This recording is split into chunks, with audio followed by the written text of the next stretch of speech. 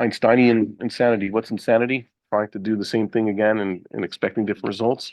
I feel sorry. We're stuck. A lot of people are trying to look to a political solution for our predicament, right? Most people think, oh, next time we could just get elections now. We'll vote for someone who would do 180. Hopefully, no one will vote for who they want to vote for. I can't imagine anybody voting for any of the current parties in the Knesset, right? Does anybody still want to vote Likud? I wouldn't think that people would keep voting for Bibi for the last few elections. I know people that continue to say, well, no, he couldn't do what he wanted to do because of this and that. Or Yeah. Now he knows better. Now that was a mistake. No, he could. Somebody else was. Let's make excuses for these people, whoever they want to vote. So I hope that no one of the current regime is allowed to stay. I think the only person who I'm not even a fan of who can say, like, I really had no part of this and I wanted to stop this, and I could, it could see that.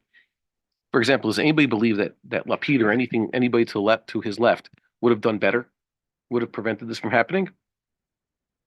I think I blame Lapid and Bennett. They could have stopped this also a year ago. They could have done something to get us on a different course. They were in charge for a while.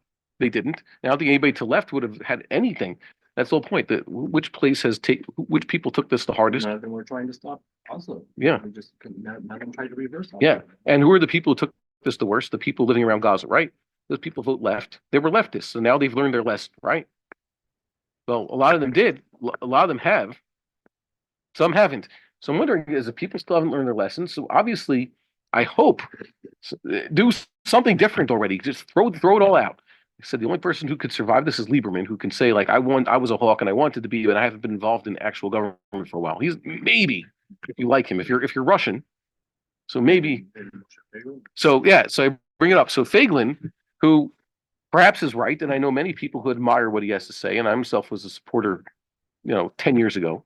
So then I realized I was involved in Likud things. That means I was registered Likudnik. Go back to America. You register as a Republican or a Democrat, right? Allows you to vote in the primaries and do other things. So I'll tell you a secret. I'll do a Biden thing.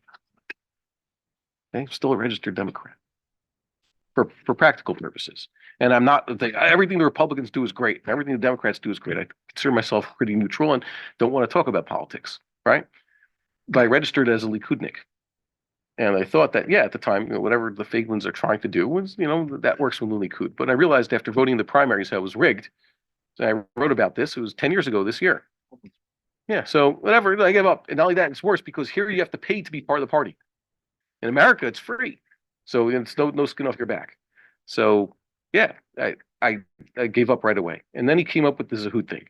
And apparently, when I was writing my notes, this is before last night, he started Zehut again last night.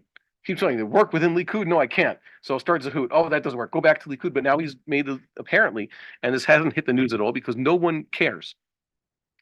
And I don't think all his allies previously he's lost. But I think at least he's trying to do something differently. He really wants to do it. He is so different. That's why he's going to fail. He's been offering a political message that is unpopular. People want to hear. He's basically the equivalent of a Yirmiyahu Hanavi because he's 100% right, and no one wants to listen to him. Well, does that matter as long as Hashem, whatever? Yeah. Well, God could be right, but eventually, don't forget why we use prophets because people stop listening to them. It became something that. No one. Why should you have someone who's right around? It just makes you look worse. But he's trying again, and I can't understand what he's going to try to accomplish. No one wants this. Well, it does seem that the only tickets that are being run on right now are either bringing the hostages home, or whatever that means. We surrender. We will win. We're going to win. Yeah. Useless. So they're both empty. Yeah. And he is offering an alternative. I think he's offering something that's good. I'm just saying that there are many people that are following those first two. But he's not going to do it. He can't do it.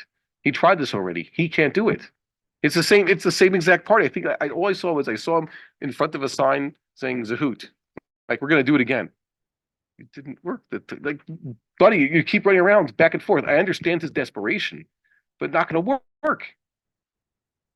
You need to build something. Yeah. He needs to build something. He was switching back and forth, and he's still switching back and forth. That's the problem. Trying to rebuild. They're getting each other. Yeah. That's. And so he's still doing it. However, he is right about something that I think is worth addressing. When I think he does it a lot better as being a commentator and as being a visionary than as being a politician. If the Chazal said that the Levim have a certain training period to learn to sing, right? Because that's their main job. And if a Levi can't sing, he's not going to get a job as a singer. And if he loses his voice, so he's going to go back to being a guard, a gatekeeper. And it doesn't just mean like the one thing in the morning, like you get psicha in the morning, you open up the Aron, and you take out the Torah, that's it. They open the door in the morning, they close the door at night. No, they have to guard the temple. There's a police force there. Okay. My point is, Chazal learned from this. If you're trying something for 5 years, like a profession of some sort, and you don't really see signs of blessing, as they say, so you should quit and do something else. Okay. If you're trying really hard as a politician, and he could have gotten a lot farther, it's true. He's gotten all sorts of offers. Just play ball, be like a regular politician, compromise on everything, and you could climb the ladder. And he's refused to do that, so he hasn't climbed the ladder diddly squat. Being a Knesset member for all he has to show for this is being a Knesset member for 2 years. Okay, an MK for 2 years.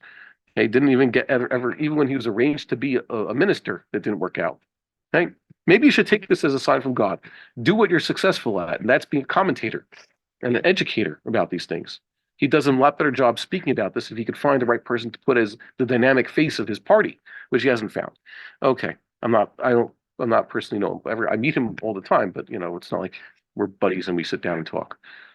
So he was making an important point. It's that we lost our tzedek, our justice. The fact is that, like you say, Oslo, we're the bad guys. I was talking last week how the Jewish people are supposed to be the good guys and everything. That's what God looks at it. The problem is that since the 6 Day War, when the Jewish people won, and they won big, there has been among the Jewish people, religious, non-religious, secular, right-wing, left-wing, Haredi, not Haredi, doesn't matter where you are, there's this perception to a certain extent that we are the bad guys. We're not doing what's right. So where does this manifest? In strong leftists who say, no occupation. The fact is, we should not be here. Israel should retreat to the pre-1967 borders and never, expand territorially, right? But then again, that's also a Haredi type of position. There are groups among very firm Jews who believe that Israel shouldn't expand in anything like that. Mashiach's not here. Therefore, anything we do that's what I would call positive, moving in this direction, you're not allowed to do. We discussed this already. You're supposed to move in the right direction. So before was sending me midrashim that talk about, even though it's obvious also in the words of Navi, perhaps Jerusalem will be resettled before the Messiah shows up. That was considered forbidden by people. L'chachila, that according to what we saw like from Rav Shach and Lubavitcher Rebbe and others, that should not have been done. The Jewish people should have stayed wherever they were, certainly not come back to the land of Israel, start rebuilding the city of Jerusalem, resettling the land before Messiah came. That was l'chachila wrong. But the evidence, so it's fine. But apparently, according to the Navi, that's the way it was supposed to be. So we saw these. So we're therefore the bad guys. In this whole scheme of things, the Oslo verse, we are the bad guys. We are the bad guys to Jewish people. Yeah. And we deserve whatever we get. And whatever success we had in the 6 Day War, we must now repudiate and basically undo. The people forget this. The formative event of, let's say, my generation wasn't September 11th. It was the Hitnot Kut. After all those years of intifada, we basically rewarded them. A Palestinian state was formed in Gaza many years ago. And if you're wondering, right now there's a headline, they're going to make a Palestinian state. There was a Palestinian state. It was formed in 2005, and it attacked us many times since its inception, and it seems to be winning. Or at least if their goal is to harm Am Yisrael and destroy whole Yeshuvim and murder many people, it is doing a very fine job at that. There is a Palestinian state. Yeah, okay, it didn't have an airport, and it didn't have an army, but it has an army. So it's been blockaded, but still it's basically a state. So of course, another one would be even worse for us. But it's happening. And we can't dispossess the enemy of its territory. It's forbidden. No territorial expansion or dispossessing the enemy. Therefore, who's it going to happen to? Happens to us. The fact that you could look on a map, I could show you where Jews settled in the land of Israel, territory that's now been ceded, and more territory. They basically said, place around Gaza, no one's going to go live there now. Unless they win a war somehow and resettle Gaza, those places are going to become a ghost town. It's basically giving them moving back. It's like a very basic football game. If your quarterback is sacked, the next down, you're going to start 5 yards back, right? That's basically what happened. And that happened up north also. That was evacuated. The people in charge of the military, instead of fighting the bad guys and taking over and moving the ball forward, we've basically lost how many yards? No. Significant loss of yardage. Oh, this football analogy is very good. Significant loss of yardage up north also. So that can happen. Also, loss of population. There's towns or ghost towns. How many people are now homeless? I hope that all these homeless people, hundreds of thousands of homeless people, are all going to vote for whatever the different strategy is. They're going to vote for whoever says a simple ticket, the right to bear arms and defend yourself, sending the army to destroy the enemy. Whoever's for that should get the votes. And don't vote for anybody who has failed to do that until this point. I think Am Yisrael could agree on. Hundreds of thousands of people should agree on that. Also, anybody who's woken up until this point. What else? We can't kill the enemy. Even killing the enemy is wrong, right? But it can happen to us. Jews, it's okay for Jews to get killed. We can't reclaim our holy places. We can't dispossess anybody, but it happened to us. It is people, they could take away our holy places from us. We can't take their property, but they can take ours. Jews lose something. What are you going to do? And that's why we lose boars, and we get taken to court for daring to fight back. Now, the biggest joke, he was saying that what's his face, Aaron Barak. I don't know, maybe Bibi has a sense of humor, sending him to represent Israel at this international court of so-called justice. I hope I hope that he'll have tshuva. Aaron Barak would see, like, despite your attempts at being such a good leftist, such a good, Dr. would say, basically a good Christian, and imposing your values on your people and your country, it's still not good enough. Whatever you Jews did, whatever we're accusing the Jews of doing, you're still not good enough. You're not Christian enough. You're still criminals.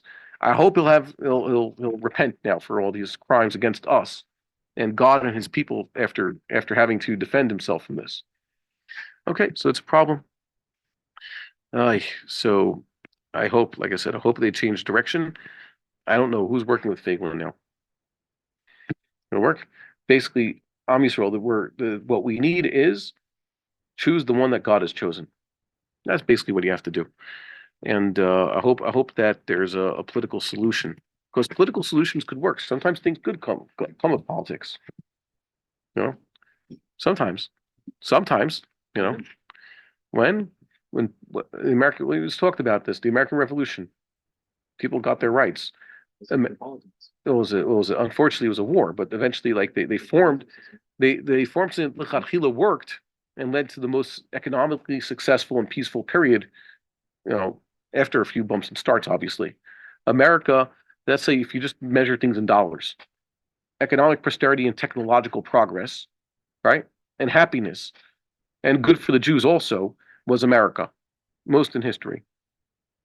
And they seem to be losing whatever it is they were doing right. So they did something right for a while, and their losses seem to be commensurate with how little they stay true to the vision that they were originally given.